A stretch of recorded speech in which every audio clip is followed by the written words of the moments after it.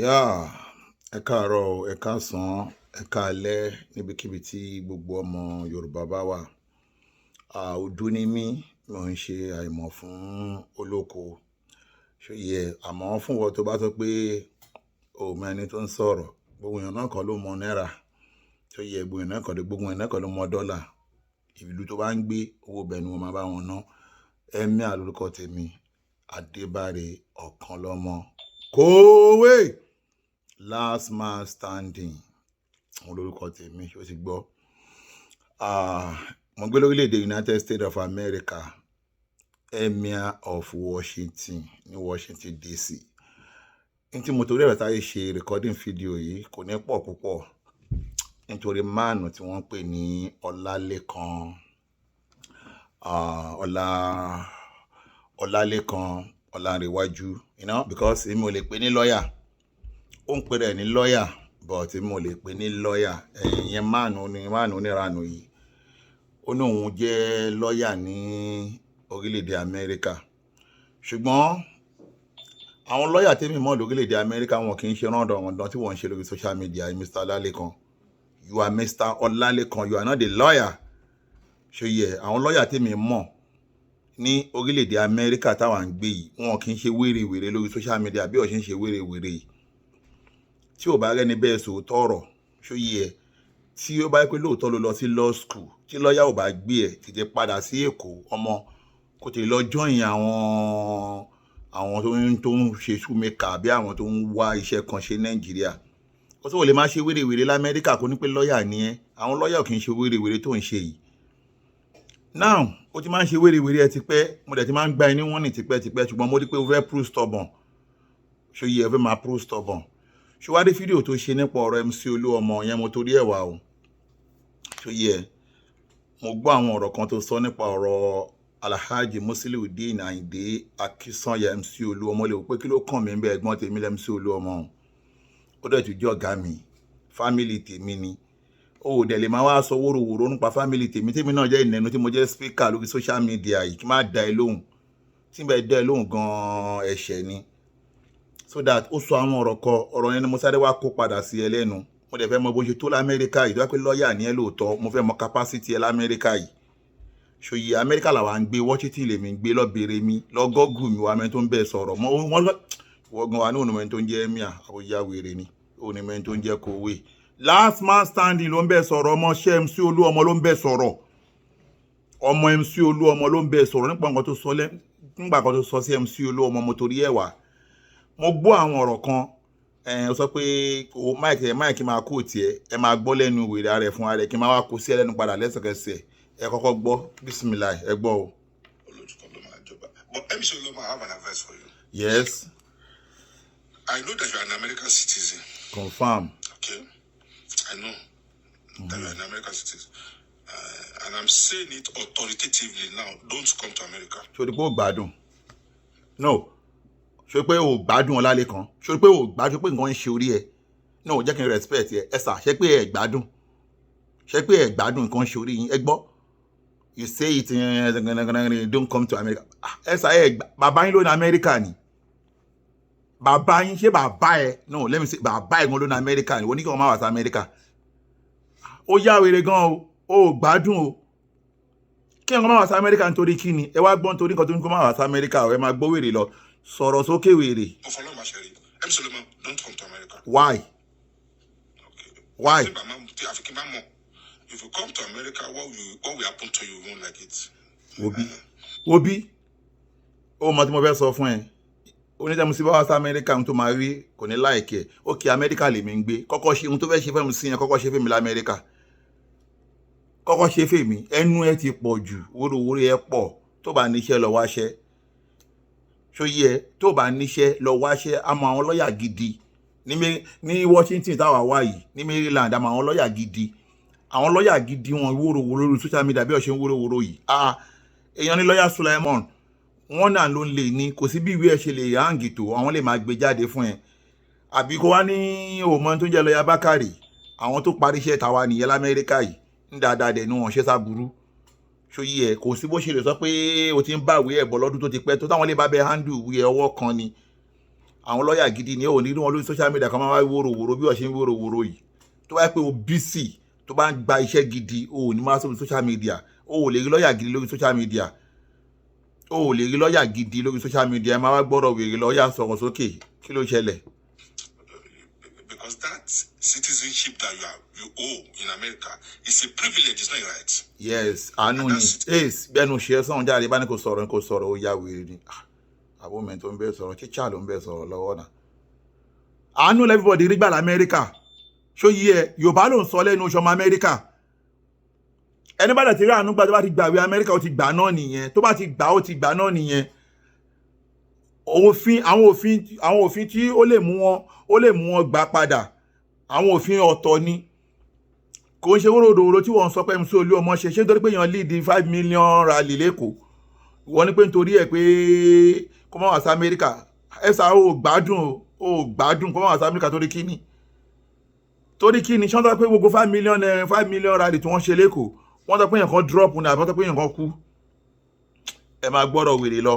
Citizenship can be withdrawn from you in a jiffy. They can withdraw that citizenship from you because you are not born in America. So you became an American citizen by naturalization. Baba, ṣọ́n bẹ́ẹ̀ iná sí Amẹ́ríkà ni. Ṣọ́n bí yín sí Amẹ́ríkà ni. Tọ́ bá tiẹ̀ wá bí yín sí Amẹ́ríkà. Ẹ dákun, ṣọ́n bí baba alákùn bàbá yín sí Amẹ́ríkà. Ṣé bí yóò bá lẹ́yìn sọ lẹ́nu àwọn ọmọ tájọ wà náà ilẹ̀ ẹ̀fẹ̀ àjọ wà náà ọmọ Yorùbá ní gbogbo wa. Torí pé ìsọ́nsìn pé wọn bí yàn kan sí Amẹ́ríkà wọn bí yàn kan sí Amẹ́ríkà. A ní gbogbo alẹ́ burúkú tẹ̀ halẹ̀ yẹ kọ́kọ́ halẹ̀ mímí Amẹ́ríkà lèmi ń gbé. So don't come to America. Torí kí ni? No. Gbàgbé. Kò ní ìpẹ́kọ̀ lọ sọ fún àwa tí ń dẹ́ lóhùn. Ẹmu sí ń bọ̀ lámẹ́. Ó tẹ̀ no yín ò ní ìpè kí n máa sọ pé ń bọ̀ l'Amẹ́ríkà náà ó ń bọ̀. Ọ̀rọ̀ ẹ̀yìn ò tiẹ̀ nítumọ̀ náà. Àwa kàn wá kó sí ẹlẹ́nu pé ókè tó bá ní agbára tó fẹ́ lò lórí MC Olúọmọ fẹ́ mú sílẹ̀ èmi wà l'Amẹ́ríkà lọ́wọ́lọ́wọ́ báyìí. Inú 5 million rally tán dẹ̀ ṣe inú 5 million march tán ṣe lẹ́kọ̀ọ́ èmi náà wà lára àwọn tó wà ń bẹ̀. O lè má rí mi face to face lọ́wọ́ orí péjì mi wà á rí bẹ́ẹ̀ tí mo post ẹ̀ síbẹ̀ yamayama so that èmi náà support 100% mo dẹ̀ support Bọ́lá Ahmed Tinubu for president àwọn òdàlúrú àwọn túnlù ṣe ni gbogbo ẹ̀yin tẹ́ ń pera yín ní Yorùbá kíní kan ẹ̀yin gan lé kíjọba lọ mú torí ẹ̀yin lẹ́ ń takò ìjọba ṣóyé yín ẹ̀yin lẹ́ ń takò ìjọba nídìílé àwa ń gbèrò bí ìlú ṣe máa dá ni ṣóyé ẹ máa sọ̀rọ̀ lọ́wọ́ èrè. But MC Olúọmọ, I have an advice for you. Sọ̀rọ̀ sókè jàre o ti kó ń bẹ àjọ kó sọ̀rọ̀ sókè jàre. Bóyá kan sọ̀sọ̀kúsọ pé mo ní kó má wá sí Amẹ́ríkà mo dẹ̀ mí nẹ̀. Sọ̀rọ̀ kan máa ń sọ̀sọ̀kúsọ iye kan tẹ̀ sọ pé charge and bail lawyer ni mí inú mi dùn mo ṣe jẹ́ charge and bail lawyer. Okay. Bàbá ní sùúrù tí ẹ bá ń jẹ charge and bail lawyer ẹ jọ tó tọ Ọlọ́run ẹ lọ sórí social media ẹ lọ mú ẹni tó jẹ́ American lawyer professional American lawyer maybe Nigeria or US lawyer tó ń ṣe wèrèwèrè lórí social media bẹ́ẹ̀ náà ṣe ń ṣe wèrèwèrè yìí àwọn lọ́yà máa ń busy ṣé yín àwọn lọ́yà máa ń busy àwọn lọ́yà kì í ṣe wèrèwèrè tẹ́yìn ṣe kiri yìí ṣé yín àwọn lọ́yà máa ń busy gan ṣé yín sọ̀rọ̀ àwọn lọ́yà máa ń busy gan ṣé yín tó bá pè ní charge and bail lawyer you deserve it because wèrèwèrè yín ti pọ̀ jù lórí social media kí lẹ́ MC Olúọmọ ṣe fún yín kí ló pa yín pọ̀ kò mọ̀ yín rí ẹ̀yin lẹ́ ń gbórúkọ ẹ̀ why tẹ́ kò máa wá gbórúkọ ẹ̀ sórí social media tẹ́ máa blackmail ẹ̀ pé kó máa wá sí Amẹ́ríkà gbà pé kó ná ọmọ l'Amẹ́ríkà ni ó ná ọmọ ó níyàwó tí òun ṣe ọmọ kan tí òun ṣe ọmọ méjì ẹ lọ sí Atlanta Georgia ó di mayor Atlanta Georgia ó fún MC Olúọmọ ní best student of the year ṣé gbogbo àwọn tó wá jẹ́ àwọn schoolmate ọmọ yẹn kó máa wá rí pé wọ́n blackmail bàbá wọn báwo ló máa tó bá jẹ́ yìí náà ẹ wá ń blackmail ẹlẹ́ni lórí social media lórí kíni kí ló ṣe fún yín kí ló rà nígbà yín bàbá tí ẹ bá kó rí yín pé ẹ̀yin gan fún ara yín lọ máa gba citizenship fún yín ẹ̀yin gan lọ máa torí pé ṣẹ́tẹ́ MC Olúọmọ bàbá yín tara bọ́n tẹ́ ń ṣe yìí kò rán mi iṣẹ́ o but èmi wò pé gẹ́gẹ́ bí àbúrò gẹ́gẹ́ bí ẹ̀jẹ̀ mi lèmi wò pé ok èmi náà gbọ́dọ̀ dá yín lóhùn tó bá yín tara bọ́n kọ́ tẹ́ ṣe yìí ẹ̀yin gan ẹ̀ mọ̀ pé ẹ fẹnu fẹ́ra bí abẹ̀bẹ̀ sọ̀rọ̀ sókè wèrè. But MC Olúọmọ, I have an advice for you. Bẹ́ẹ̀ni òṣìṣẹ́ sọ̀hún sọ̀rọ̀ sókè wèrè. Pé mo ní kó má wá sí Amẹ́ríkà mo dẹ̀ mí nẹ̀. sọ̀rọ̀ kọ́ máa ń sọ mo máa ń sọ̀sọ̀kúsọ ìyẹn kọ́ńtẹ̀ sọ pé charge and bail lawyer ni mí inú mi dùn mo ṣe jẹ́ charge and bail lawyer. Yes. Okay. So don't come to America, and I will tell you why you cannot come to America. Oh yeah, so why? You cannot be inciting violence in Nigeria. You cannot be violent. You cannot be a criminal, and then you now come to America and enjoy the best of the two worlds. It's not. Baba, mistake tẹ́ ṣe nìyẹn. Wọ́n ní wọ́n pé lẹ́ ń gbé kiri. Ǹjẹ́ ṣe wádìí ẹni tó ń jẹ́ MC Olúọmọ gangan? Ṣé ẹni tó ń jẹ́ MC Olúọmọ Alhaji Musiliudeen Akínsànyà MC Olúọmọ ṣé ẹni tó ń jẹ́ bẹ́ẹ̀? Because wọ́n ti blackmail ẹ̀ pé oníjàgídíjàgan ní kíníkan ẹ̀yin náà dẹ̀ gbé bọ́ta. Ǹjọ́ wo lẹ rí ẹ lọ mú fídíò òbí kan wá tẹ́lẹ̀ MC Olúọmọ ti ń jáde?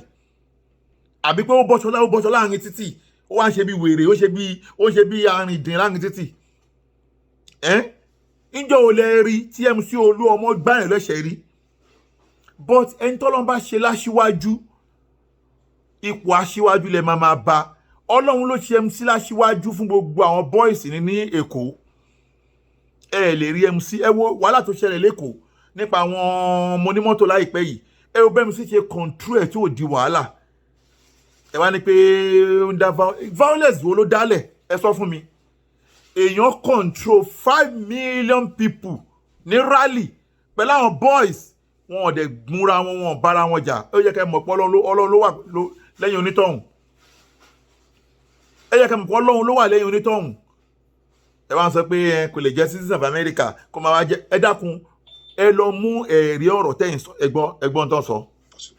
Now, when you are filling your form to become an American citizen, is a questionnaire. Yes. They will ask you, have you committed crime before? The answer is you will tick yes or no. Yeah. They will ask you, do you belong to any political group? Do you belong to any group that is criminal in nation? Bàbá ẹgbẹ́ lórí burúkú ń sọ̀rọ̀ jáde. Ṣáwa náà fíìlì fọ́ọ̀mù ni èwo nípa máa bèrè pé do you belong to any political group? Kò sí tó ń jẹ́ political group kankan bẹ́ẹ̀. Ṣọ́mọ ní kí n má ṣe òṣèlú ni torí pé ó fẹ́ di citizen of America ọ̀dẹ̀ gbọ́dọ̀ ṣòṣèlú. Ṣọ́n ṣòṣèlú l'Amẹ́ríkà ni. The only thing ni pé ṣó ti ṣẹ̀wọ̀n rí ó ṣẹ̀wọ̀n rí. Ṣé mo ti ṣẹ̀wọ̀n rí ni? Ṣó ṣe ẹ̀wọ̀n rí ni? Ẹ lọ mú rẹ́kọ̀dù tó ti ṣẹ̀wọ̀n rí wá. Ẹ lọ mú rẹ́kọ̀dù wá. Kò ṣẹ̀wọ̀n rí náà. Kò dẹ̀ pààyàn rí. Wọ́n dẹ̀ fi ẹ̀sùn rape kan rí. Wọ́n fi ẹ̀sùn kidnapper kan rí. Ẹ dákun nígbà tí ó bá ti ṣe kẹ́lẹ́ fi kan fún. Sọ́dọ̀ bàbá ń tẹ́ ń sọ yẹn sàkání US làwa ń gbé àwa náà dẹ̀ níwèé lọ́wọ́. Ẹ má gbé wa mọ́ra kẹ́kọ̀ọ́ rí burúkú sọ̀hún. Sọ̀rọ̀ sókè wèrè. If you don't know MC Olúọmọ, NUTR àbí àbíkẹ́lẹ́ ń pè Ṣẹ́rí wèrè. Kí náà ń pè kíní wọ́n yẹn NUTR àbí kí náà máa N2I. Bàbá ẹ sick. Wàhálà ẹ sick ó tán. Ẹ fẹ́ sọ̀rọ̀ yàn. Ẹ kọ́kọ́ lọ gbá research. Ẹ dẹ̀ pera yín lọ́yà. Ẹ dẹ̀ pera yín ní lọ́yà. Ẹ fẹ́ sọ̀rọ̀ èèyàn ẹ kọ́kọ́ lọ gbá research. Ṣóyè yín. Ẹ fẹ́ pé kí ló ń pe ẹgbẹ́ wọn yẹn ná? Kí ló ń pe ẹgbẹ́ wọn yẹn ná? Kí ló ń pe ẹgbẹ́ wọn yẹn ná? Ṣé ti rí ẹgbẹ́ tẹ fẹ́ dárúkọ yẹn? NURTW náà ń pè. Ṣé wá rí tí ẹ bá mọ̀ túmọ̀ NURTW yẹn jẹ́ ń gbé yín débẹ̀? Ẹgbẹ́ tó wà registered ní under Labour Congress ní 1980. Because mo tún lọ gbá research yẹn mo tún lọ confirm ẹ̀ wáyé pé a máa sọ̀rọ̀ off head. 1980 ni wọ́n register NURTW ní Lagos State. And then ẹni tó dẹ̀ register ẹ̀ òun ni Abiola Kashimawo Ọláwálé Abiola ló register ẹ̀.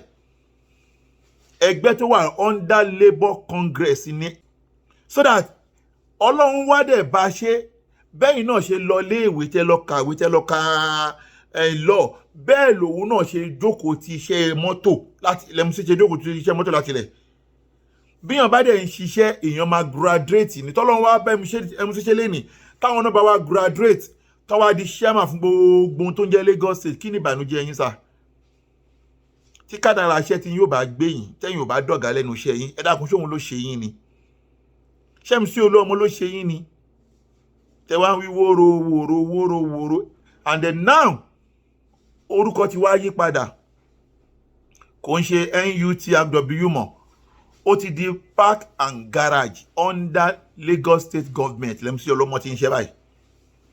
ẹ wo fọ́tò wọn ṣe ti rí ẹ ti gbogbo wọn ẹ ti rí àwọn fọ́tò wọn lélẹ́yìí àwọn tọ́jọ́ ń ṣiṣẹ́ lélẹ́yìí ẹ ti rí pé wọ́n ti ní uniform.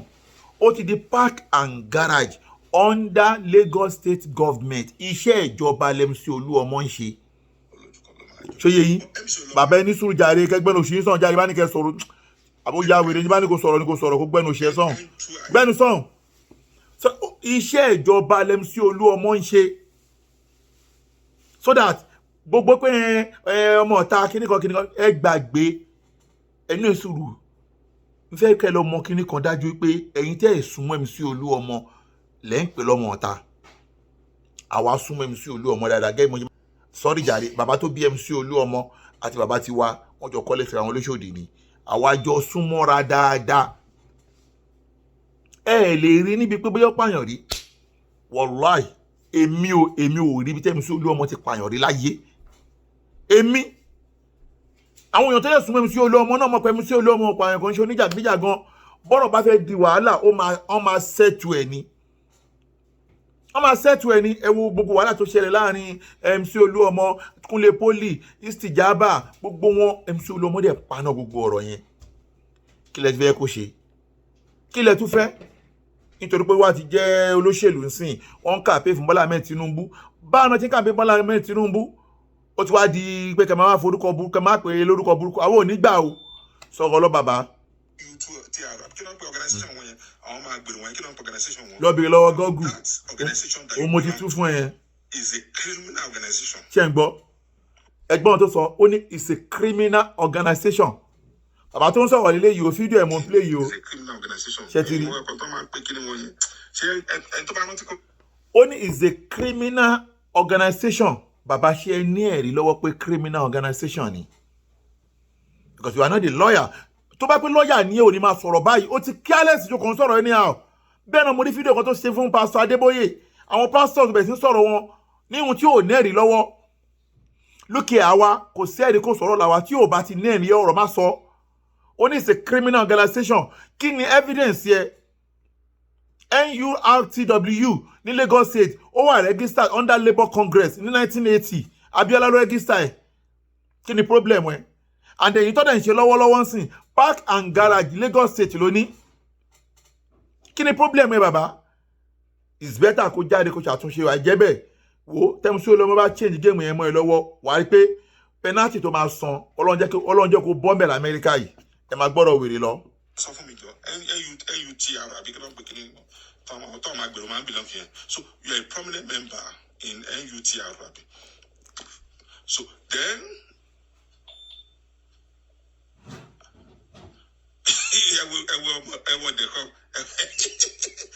ẹwọ dẹkọ NUTR àbí NURT.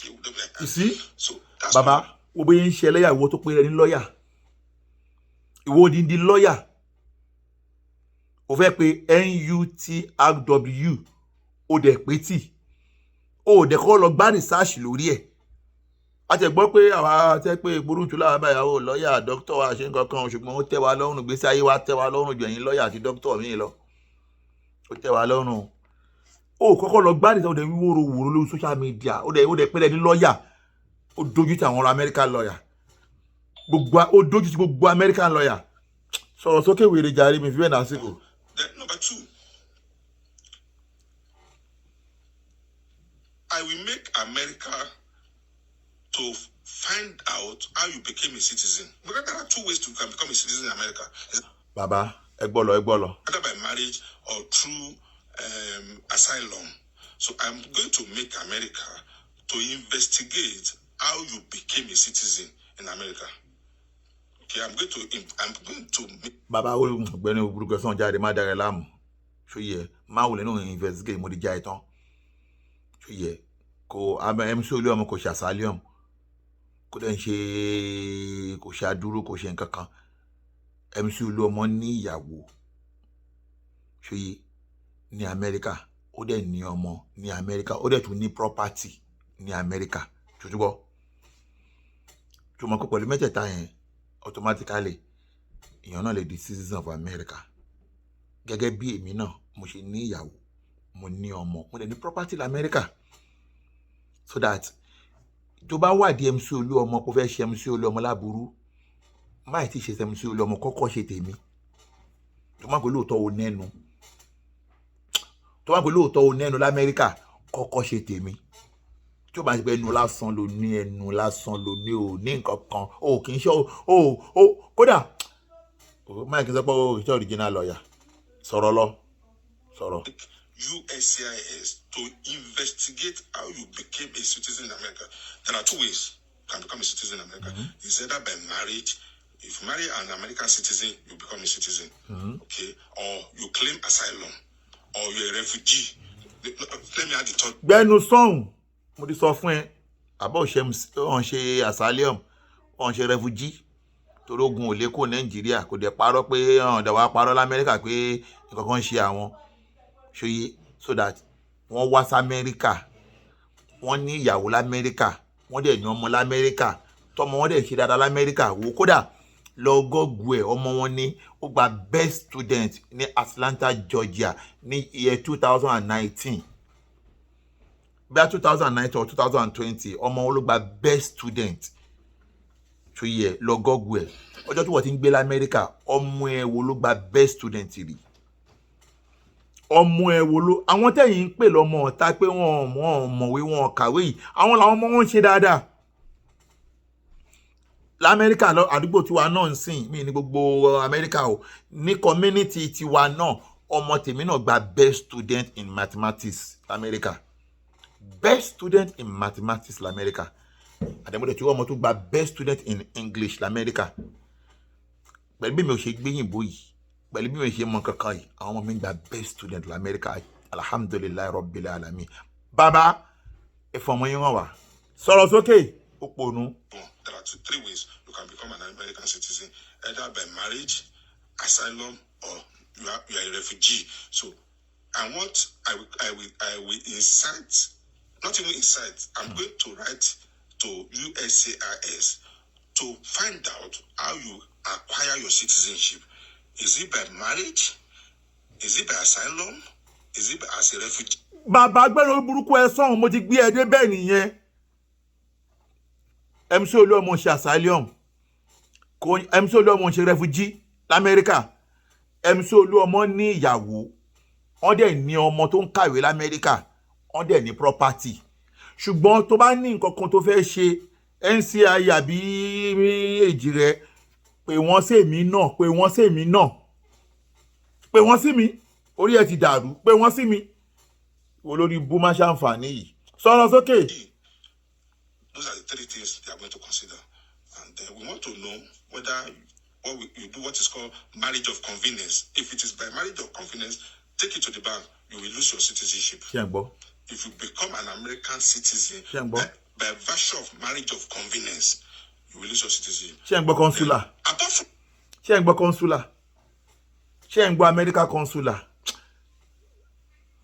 In fact, Olalekan, Mr. Olalekan, Olarewaju, mi tẹ́ mọ̀ tó máa ń ṣe gbogbo ẹni tẹ́ ń jẹ́ Olarewaju ìgàn, bẹ́ẹ̀ ni a mọ̀ Olarewaju kan náà tó ń náà ṣe wórewère tó ń ṣe rándandan. Ẹja fìyẹn lẹ́jàre. Ẹ̀yin tẹ́ bá ń jẹ́ Olalekan yìí, mo dẹ̀ náà rẹ̀ kan tó ń jẹ́ Olalekan tó ń wá orí ẹ̀ pé o. Ṣùgbọ́n Mr. Olalekan Olarewaju ẹ gbádùn.